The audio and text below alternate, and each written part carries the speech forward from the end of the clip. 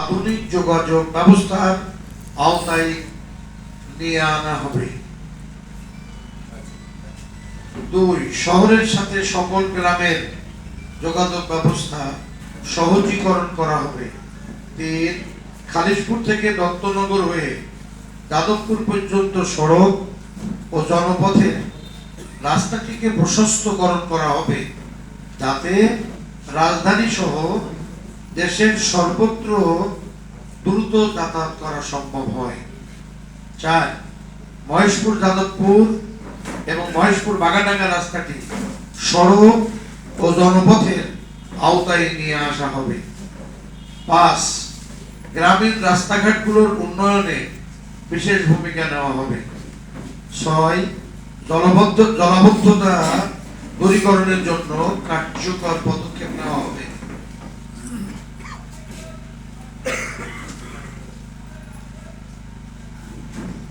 ক্রীড়া ও সংস্কৃতি। 1. খেলাধুলার আধুনিকায়নের জন্য মহেশপুর উপজেলায় একটি স্টেডিয়াম নির্মাণের উদ্যোগ নেওয়া হবে। 2. সাংস্কৃতিক কার্যক্রম গতিশীল করার জন্য সরকারি অডিটোরিয়ামকে আধুনিকায়নের পদক্ষেপ নেওয়া হবে। 3. পাবলিক লাইব্রেরিকে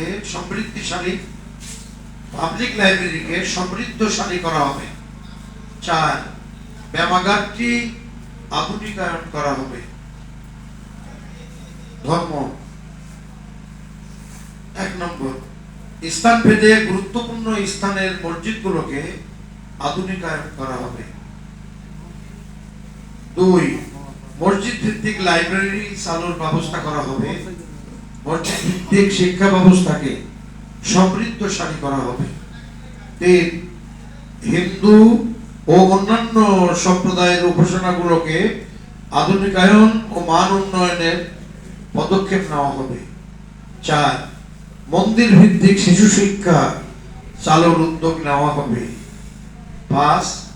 মসজিদ মন্দির সহ সকল ধর্মের উপাসনাগুলোর দায়িত্বে যারা নিয়োজিত তাদের সরকারি বেতন ভাতার আওতায় নিয়ে আসার পদক্ষেপ নেওয়া হবে।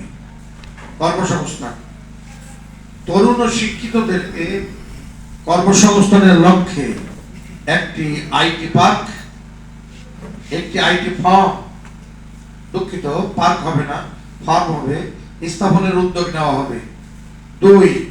নারীদের আত্মকর্মসংস্থান করার লক্ষ্যে ক্ষুদ্র ও কুটির শিল্পের কার্যক্রম বৃদ্ধির উদ্যোগ নেওয়া হবে। 3. বয়স্ক ভাতা, বিধবা ভাতা, মুক্তিযোদ্ধা ভাতা, প্রতিবন্ধী ভাতা এবং গর্ভবতী নারীদের ভাতার সংখ্যা ও পরিমাণ বৃদ্ধির উদ্যোগ নেওয়া হবে। সাথে সাথে ভাতা প্রদানের যাবতীয় অনিয়ম দূরীকরণের সকল পদক্ষেপ নেওয়া হবে। 4.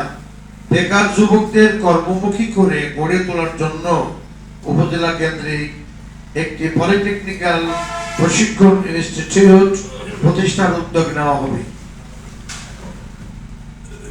ব্যবসা বাণিজ্য। সর্বাবস্থায় ব্যবসা বান্ধব পরিবেশ তৈরি করা হবে। এ লক্ষ্যে যাবতীয় সিন্ডিকেট ব্যবসা বন্ধ করার ব্যবস্থা নেওয়া হবে। আমি আমার মেধা, যোগ্যতা, হিকমত, প্রজ্ঞা, চিন্তা চেতনার আওতায় যতটুকু সম্ভব পেশ করলাম মাত্র। কালামে পাকে আল্লাহ রাব্বুল আলামিন বলেছেন, ওয়ামরুহুম শুরা বাইনাহুম, তোমরা